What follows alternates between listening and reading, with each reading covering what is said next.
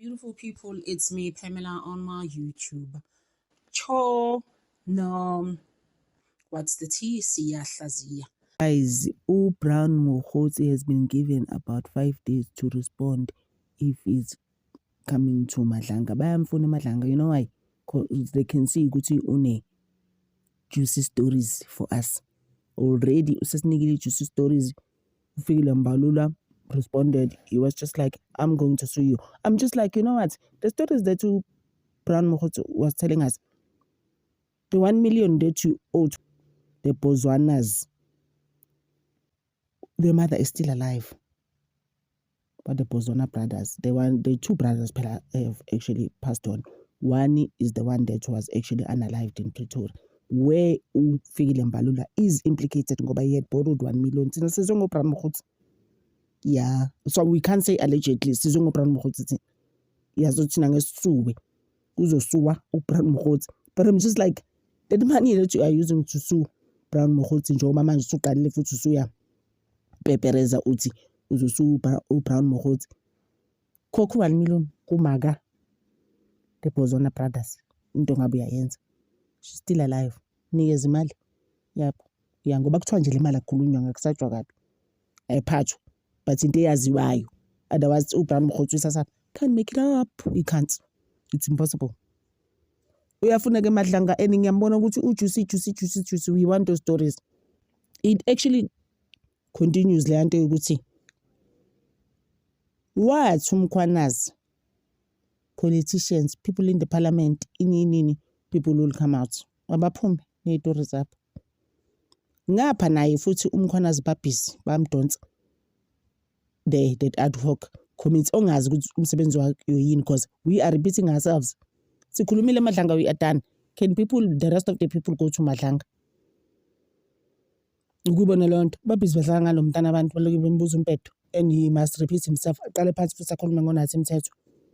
He spoke about him again, implicating him in things as dark things, you know. He's still mentioning people. Exactly how he mentioned in Madlanga, exactly how he mentioned in this first press conference. Wathi abantu baso naso benza kanje. Umchunu uSenzo is still coming out many times and is still like, I'm ready for Madlanga. You ready for what? To do what there? You can't retract anything that you have done. We can't change our minds. We are stuck in that thing. We can't move on. We're just like, can't do so. Your reputation, how are you going to come out of that with a Nosha Trexibia, for example, about these two people? I mean, that's just my thing. And this all they also mentioned Ukhumalo already after he fell ill. He is ready. For Madlanga, akabuya sitshele kahle ukuthi abantu benzani. Sihleli la, we are busy respecting people who are trashing our country. No, we are tired. Guys, and uyazi ukuthi ad hoc committee indaba zimo. I'm just like, what? Khona nabazoboshwa. Ke kuningi.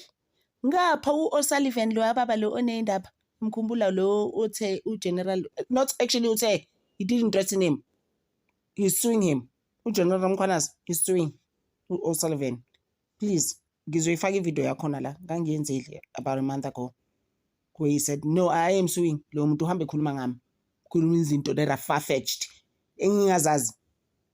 That have nothing to do with me. Like he's creating stories. That same O'Sullivan, guys, it's not even a rumor. I think it is so true. But we were told imali from Makala. I was just like, no, saying right. Ngikrend. We were told imali from Mofus Makala. I'm still digging around the story. Yeah, but he did actually get some money. I will elaborate on it. Ngisenza my pieces stories akhona. Just wait for it. It is coming. Ngapha umkhwanazi was once suspected for Sindiso Magaqa's unaliving.